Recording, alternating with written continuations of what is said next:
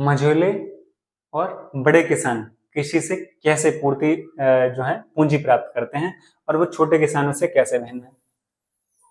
तो मोटे किसान यानी 1 हेक्टेयर वाले जो किसान है उसकी बात की।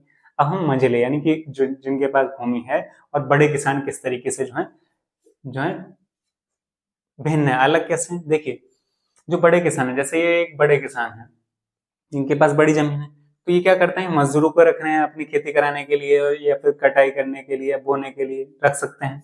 और साथ ही साथ जैसे जो खेती में जो है, अगर जो है यहाँ पे जोतने के लिए भी वो ट्रैक्टर का प्रयोग करेंगे, और या फिर जो है अपने जो अगर कराना है तो मजदूरों का प्रयोग करेंगे, इसमें ट्रैक्टर का प्रयोग करेंगे, उन्नत किस्म के बीजों का प्रयोग करेंगे, यहाँ पे फर्टिलाइजर्स का प्रयोग करेंगे, ट्रैक्टर का प्रयोग करेंगे, और जो मशीन्स हैं थ्रेशर का प्रयोग करेंगे, सिंचाई के साधन उनके पास होंगे। तो ये सारी जो है मझोले और बड़े किसानों से संबंधित, और जो है हम आंसर में भी जान लेते हैं। तो मध्यम और जो बड़े किसान होंगे आमतौर पर कृषि पर उपज बेचकर उनके पास, अच्छा हम यहाँ पे बात कर रहे हैं पूंजी की, तो पूंजी कैसे प्राप्त करेंगे। तो यहाँ पर जो है उनके पास पहले से ही पूंजी होती है।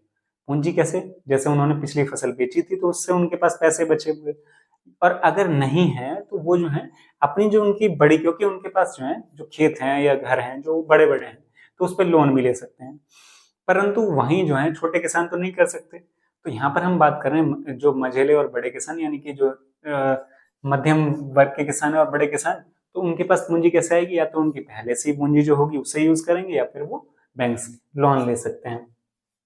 तो उसी तरीके से जो अतिरिक्त जो उपज बेचकर जो उनके पास नकदी आई वो, और उनके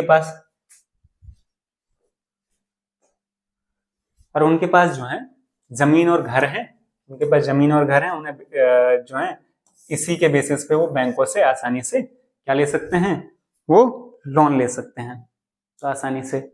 और दूसरी ओर जो छोटे किसान होते हैं, अब छोटे किसानों से वो किस तरीके से भिन्न है। छोटे किसान जो है उनको ऋण नहीं मिलेगा। क्यों नहीं मिलेगा, क्योंकि उनके पास इतनी जमीन ही नहीं है कि वो दिखा सकें बैंक में कि ये हमारी जमीन है, इसके बेसिस पे हमें लोन दे दीजिए। तो लोन मिलेगा ही नहीं, क्योंकि उनके पास जमीन ही नहीं है इतनी। और उन्हें जो है ऋण के लिए स्थानीय व्यापारी और साहूकार पर निर्भर रहता है।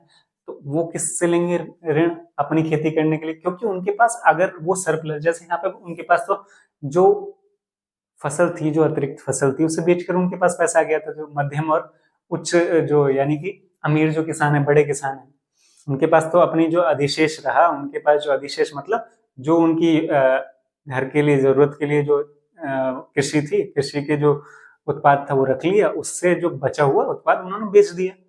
पर जो छोटे किसान है उनके पास तो अपने जो भरण पोषण के लिए ही उत्पाद होता है, वो उससे ज्यादा बचता ही नहीं, पहली बात। और अगर नहीं बचेगा तो अगली बार उन्हें उगाने के लिए, वही कृषि करने के लिए क्या करना पड़ेगा, ऋण लेना पड़ता है। और ऋण लेने के लिए वो किसके पास, बैंक के पास तो जा नहीं सकते, तो किसके पास जाएंगे, वो जो है जाते हैं व्यापारी के पास या साहूकार के पास, जिससे जो है वो ऋण लेते हैं। और आप देखते भी होंगे, आपने सुना भी होगा कि वो ऋण के जाल में फंसते चले जाते हैं। क्यों, क्योंकि जो बैंक है वो एक नियमित जो है उसका वो होता है इंटरेस्ट, यानी कि वो जो है बैंक जो है इंटरेस्ट एक फिक्स्ड होता है।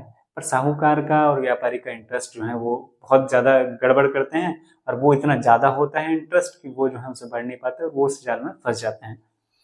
तो ये हुआ मझेले और बड़े किसान जो पूंजी कहाँ से प्राप्त करते हैं उसकी बात की, और वो छोटे किसानों से कैसे भिन्न है इसके बारे में हमने डिस्कस किया। तो वीडियो को लाइक करें, अपने दोस्तों के साथ शेयर करें, और जो है हमारे चैनल को सब्सक्राइब करें। Thank you guys, thanks for watching.